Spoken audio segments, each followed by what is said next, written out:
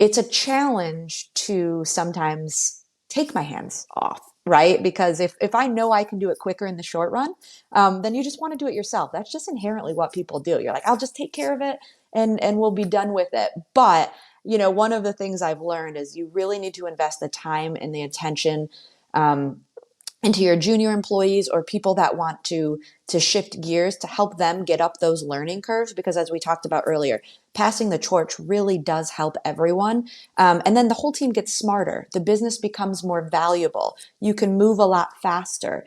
And so that investment up front will really pay dividends in the long run, even when you just want to get it done yourself. So that's been a learning curve for me, and a growth opportunity for me as a leader, is to say, okay, I know I could do it 10 times faster than someone else, but if I do the 3-3-3, then we'll all be able to do it faster in a very short amount of time.